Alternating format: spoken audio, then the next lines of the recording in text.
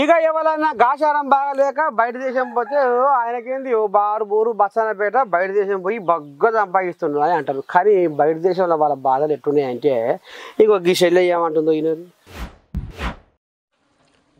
అంతనా ఇంతనా బయటి దేశము బాధలు, అంతనా ఇంతనా బయటి దేశము బాధలు, చెప్పవశము గానిది సామాన్యుల కష్టాలు.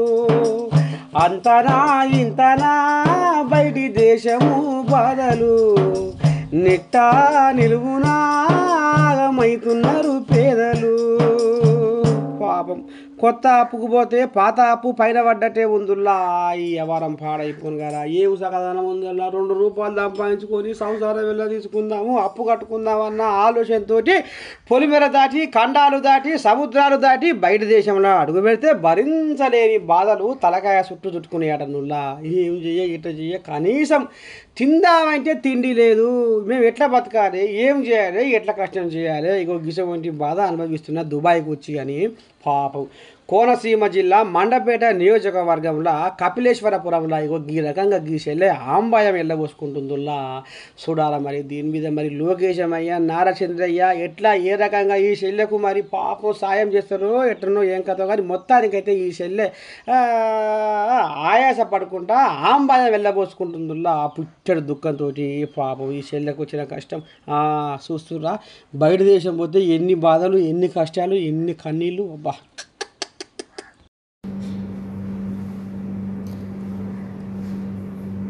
నా పేరు జ్యోతి అండి.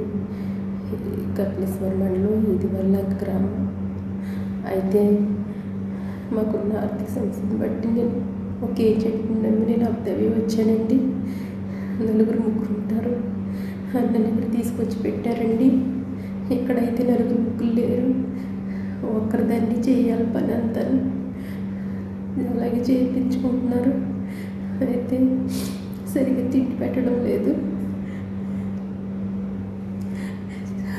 అలాగే సరిగ్గా జీతం ఇవ్వడం లేదు, ఇంటి చేసుకోనివ్వడం లేదు. అలాగే నేను వచ్చిన దగ్గర నుంచి పని ఎక్కువైపోయి నాకు అసలే ఒంట్లో బాగుంటలేదు. ఆవేశం వచ్చి గుండెలు ఆగేసి ఎన్నుముకతో ఎంతో బాధపడుతున్నాను. హాస్పిటల్కి తీసుకెళ్ళి ట్యాబ్లెట్లు ఇవ్వమంటే అస్సలు పట్టించుకోరు, అసలు ఏమీ ఇవ్వరు. అలాగే చేద్దాం పని నువ్వు అనేసి అంటున్నారు, పంపించమంటే పంపించనంటున్నారు. నేనైతే చాలా బలహీనత అయిపోయి నేను నుంచోలేని పరిస్థితిలో ఉన్నట్టున్నాను. అలాగే చేస్తున్నాను, ఏం చేయాలో తెలియక నేను వీడియో పెడుతున్నాను. దయచేసి వీడియో చూసిన పెద్దలు అధికారులు స్పందించి నన్ను నరకం నుంచి నన్ను తప్పించి నా బిడ్డల దగ్గరికి నా భర్త దగ్గరికి నన్ను చేర్చండి, ఇంటికి చేర్చండి. చాలా చాలా చాలా నీరసం వచ్చేసి చాలా బాధపడుతున్నాను. నేను అసలు చూడలేదు, నన్ను తీసుకొచ్చినట్టు కూడా పట్టించుకోవడం లేదు. ఇక్కడ ఉండలేక ఇంటికి రాలేక ఏం చేయాలో తెలియక చావుకి బ్రతికి మధ్యలో ఉన్నాను. దయచేసి వీడియో చూసిన పెద్దలందరూ సహకరించి సహాయం చేసి ఆదుకోండి ప్లీజ్. ఈ వీడియో చేసిన తర్వాత నేను ఎలా ఉంటానో ఏంటో నాకే తెలీదు. చాలా భయంగా ఉంటుంది ఇక్కడ.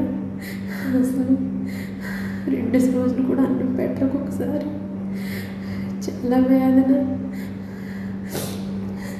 దయచేసి సహాయం చేసి నన్ను ఆదుకోండి ప్లీజ్. నన్ను ఇంటికి తీసుకెళ్ళండి, నా బిడ్డల దగ్గరికి సహాయం చేయండి. పెద్దలందరూ కలిసి సహాయం చేయండి.